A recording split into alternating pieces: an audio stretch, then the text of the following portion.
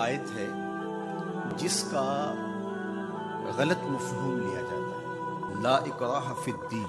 تو اس کا جو مفہوم لیا جاتا ہے عمومی طور پہ وہ یہ ہے کہ دین میں کوئی جبر نہیں ہے، اور جبر سے مراد مذہب بیزار طبقہ یہ لیتا ہے کہ کسی قسم کا کوئی قانون اور کوئی ضابطہ جو مذہب عائد کرتا ہے وہ نہیں ہے۔ تو یہ مولویوں کی پیدا کردہ سختی ہے اور انہوں نے دین کو مشکل بنا دیا ہے، اور حدود و تعزیرات، قوانین، ضوابط، چور کا ہاتھ کاٹو، زانی کو سنسار کرو، کوڑے مارو حد قذف میں، اور مختلف اوقات کے اندر مختلف عبادتوں کا لزوم۔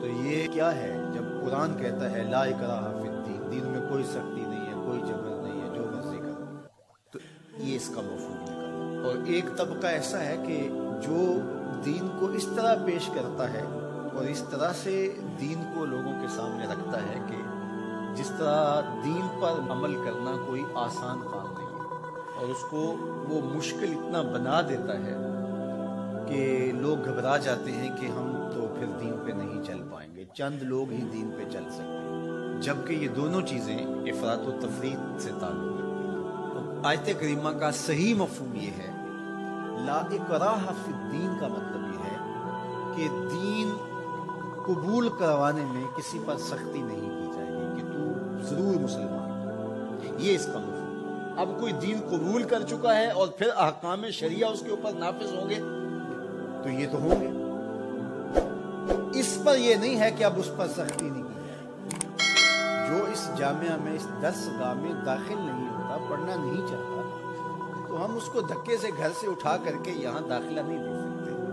جس کی مرضی ہو آئے اور جس کی مرضی ہو نہ آئے، لیکن جو شخص یہاں آ کے داخل ہو گیا، پھر یہاں جو ہم نے ضوابط اور قوانین بنائے ہیں ان کا وہ پابند ہوگا، اس لیے کہ وہ اپنی مرضی سے آیا ہے اور اس نے یہاں آ کر کے داخلہ کیا۔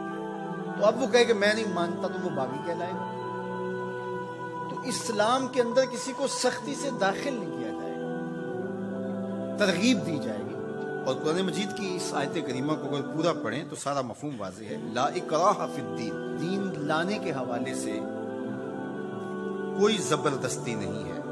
قد تبین الرشد من الغی، ہدایت کا راستہ گمراہی سے ممتاز ہو کے واضح ہو چکا ہے۔ اب جس کا جی چاہے وہ ایمان لائے اور جس کا جی چاہے وہ کفر کرے، یہ اس کی مرضی ہے۔ اگر اللہ چاہتا تو کسی کے دل میں کفر پیدا ہی نہ ہوتا، سب مسلمان ہوتے، لیکن اللہ تعالیٰ جل شانہ کی حکمت یہ نہیں ہے۔ انا ہدیناہ السبیل اما شاکرا و اما کفورا، ہم نے حق کے راستے واضح کر دیے۔ اب جس کی مرضی ہو وہ کفر کے راستے پہ چلے، جس کی مرضی ہو وہ اسلام کے راستے پہ چلے، اس کی اس مرضی کی وجہ سے ہی تو جزا و سزا ہے۔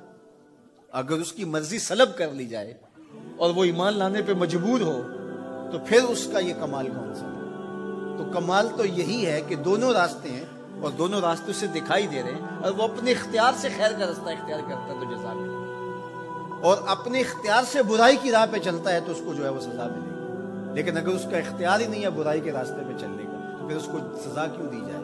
تو یہ بات ذہن میں رکھیے گا، یہ اختیار پر جزا اور سزا۔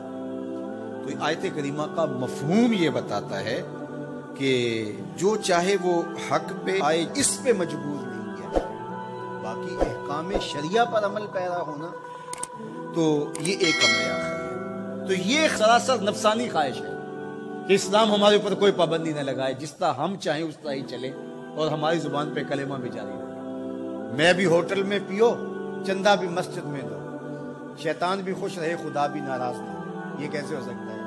تو لا اکراہ فی الدین کا جو مفہوم لوگوں نے تراش لیا کہ اسلام کا کوئی ضابطہ قانون ہم قبول نہیں کریں گے، ہم خواہش اور مرضی کی زندگی بسر کریں گے، یہ سراسر دین کی منشا کے برعکس۔